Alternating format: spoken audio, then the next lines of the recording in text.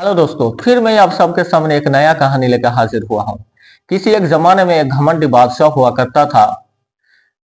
वो घमंडी बादशाह जब कोई गलत फैसला देता, वजीर उसको रोकने की कोशिश करता तो वजीर को वो मार डालता था। ऐसे करते करते सारे वजीर को मार के फेंक दिया। तो एक दिन सेनापति को बुलाया और बुला के कहा कि जाओ मेरे लिए कोई वजीर ढूंढ के लेकर आओ। अगर वजीर मेरा मन पसंद का ना हुआ तो मैं तुम्हें जान से मार डालूंगा। सेनापति बेचारा बहुत परेशान हो गया। आखिर बादशाह ऐसा था कि बादशाह ये सोचता था कि मैं जो कर रहा हूं वही सही है, बाकी दुनिया गलत है।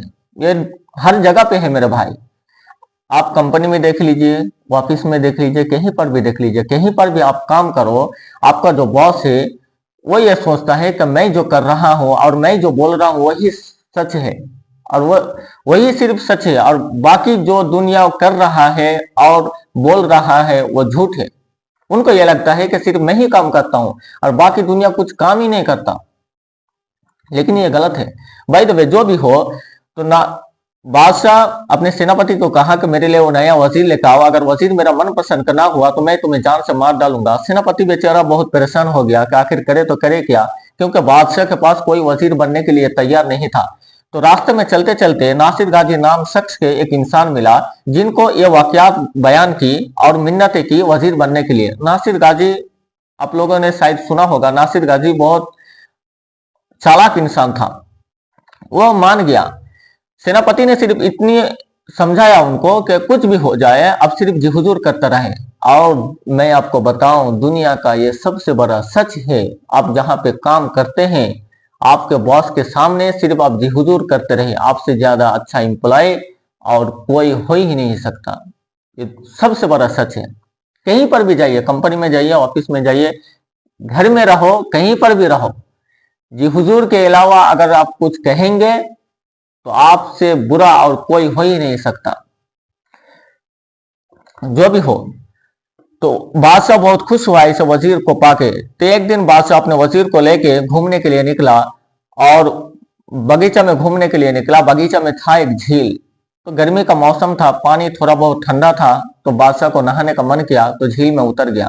और हुआ यूं कि बादशाह को तैरना नहीं आता था, स्विमिंग नहीं आता था।